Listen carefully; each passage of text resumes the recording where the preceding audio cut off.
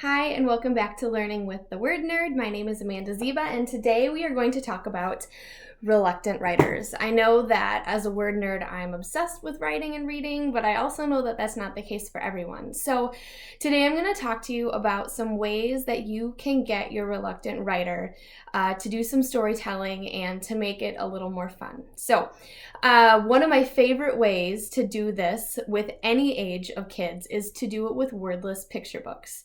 So there are a bunch of picture books out there that don't have any words in them. I know, it's crazy.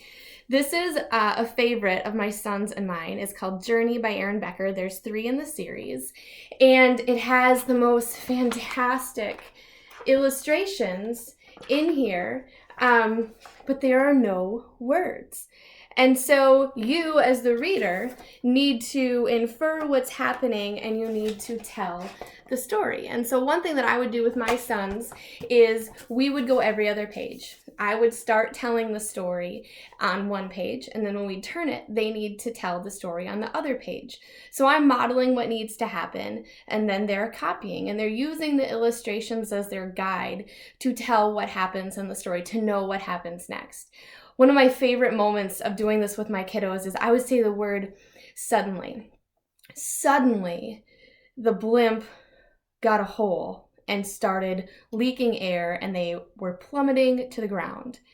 And we turned the page, and then my son, who was probably only 4 at the time, said, "And then suddenly," and now he is exposed to language and words that are a little beyond his 4-year-old vocabulary, but he's using them to tell a story, and it was such a cool experience. So start with some wordless picture books. Like I said, our favorite is Journey, and then the next in the series is called Quest.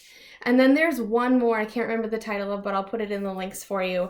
There are tons and tons. David Weisner is another great wordless picture book artist and storyteller.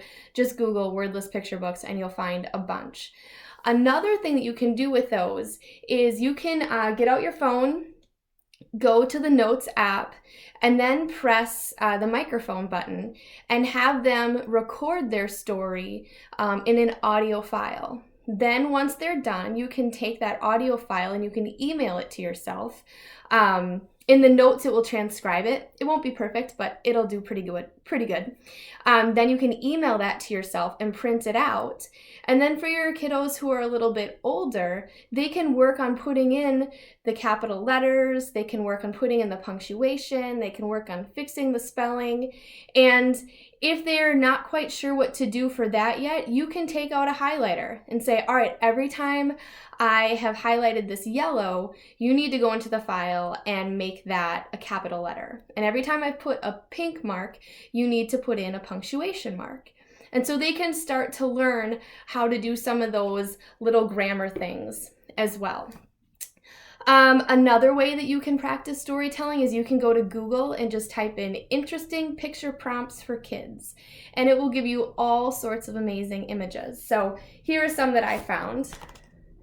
A desert, these cool like in the ground huts, hot air balloon, mountains, dog there.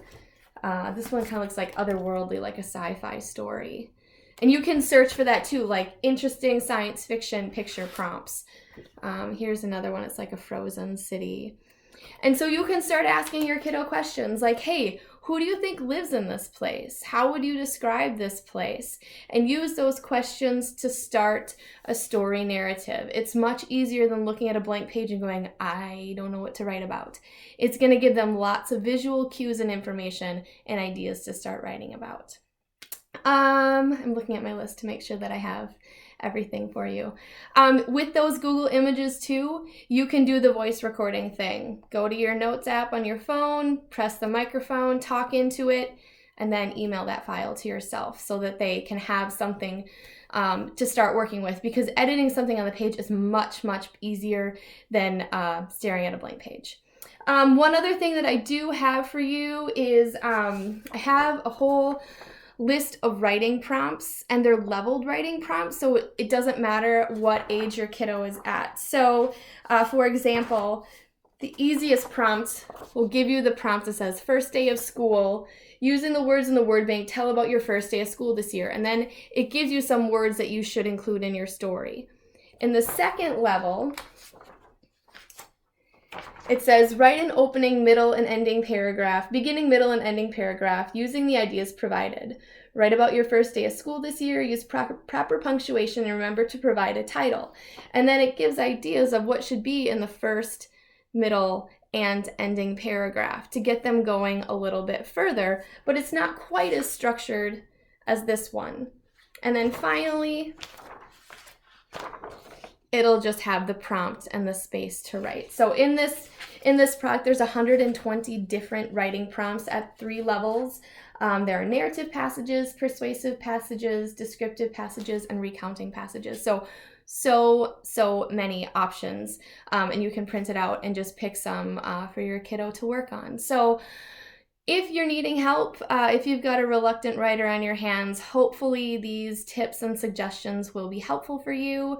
If you have any questions or want more resources on this, feel free to message me.